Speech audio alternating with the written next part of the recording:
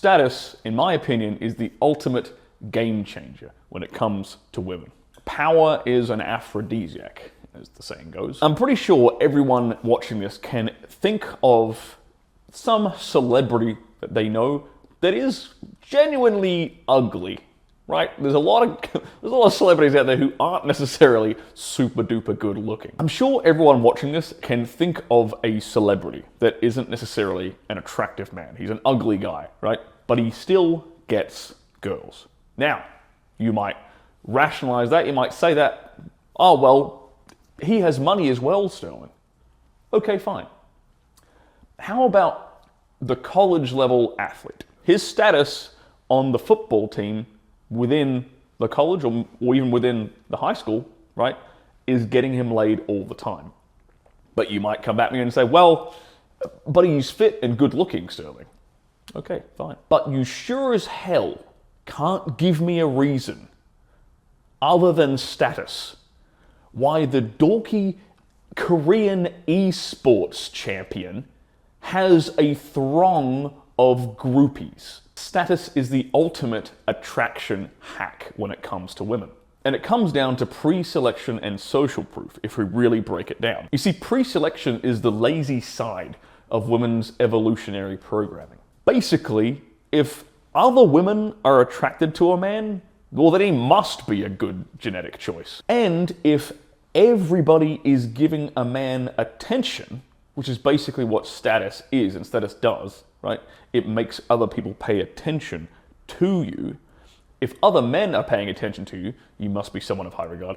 And then if other men are paying attention to you, other women start paying attention to you as well. In reality, a woman can never have all of the prerequisite information needed to make an accurate assessment of whether or not a guy is a good mate choice or not. So she needs to rely on outsourcing that decision making to the crowd, which in this case is every other woman. Status makes you admired and respected by other men, which immediately puts you at the top or near the top of the male dominance hierarchy, which gives women an attraction signal to ping off of. You see, a lot of people think that when it comes to sexual selection, that women are the choosers. It's kind of wrong.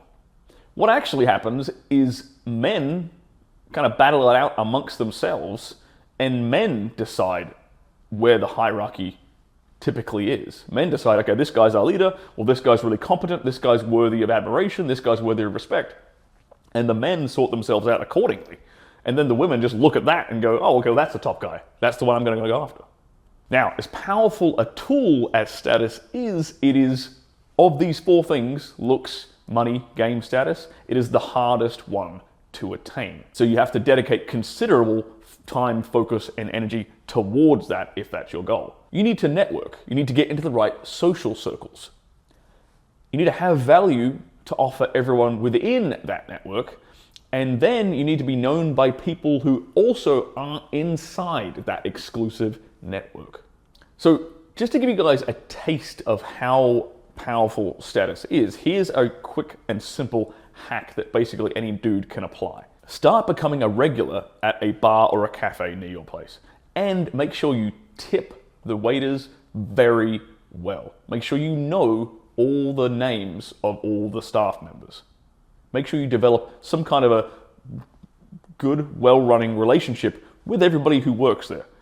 The idea is to kind of make yourself like a mini celebrity in that one particular venue. If everyone there knows you and everyone there likes you, it's going to make an impression whenever you invite a girl there with you.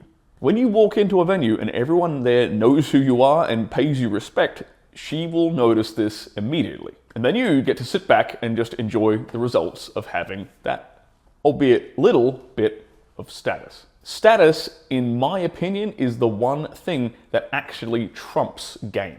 If you've ever been talking to a hot girl on Instagram and noticed that she went silent all of a sudden, well, it's likely that some kind of blue checkmark celebrity slid up in her DMs as well and took all of her attention away. It wasn't your fault, it wasn't your game, you just got status trumped. An important thing to note about status is that it is very contextual.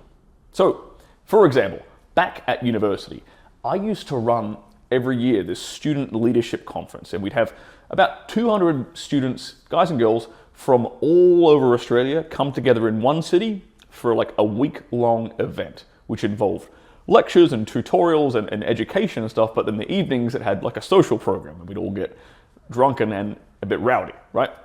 And what I noticed was, the moment I stepped up on that lectern and started lecturing and you know, leading a group of 200 people, you instantaneously become attractive to the women in that room. It was so easy to get laid, it was almost criminal. Now, another example I like to use to really drill this home. You take a Korean esports champion, right? Some guy who is at the top of his game in like a video game. Now, you put him in a tournament in Korea, in an esports tournament, well, he is going to be fighting off pussy with a stick at the end of the day. You take that same guy and you put him in a local sports bar, well, he's going to get picked on by the jocks. His status is totally contextual. But because status is so contextual, that makes it hackable. So it is possible to set things up in your favor if you want to. Now, obviously, some networks are going to be easier to achieve status in than others. So your small country town is going to be a bit easier to hack than, say, Hollywood. So you want to choose battles that you can actually win and stack the deck in your favor, so to speak. When it comes to dating and relationships, you have no excuses. You have 4 very powerful tools at your disposal. Looks, money, game, status. Looks are optimizable, money is attainable, game is learnable, and status is hackable.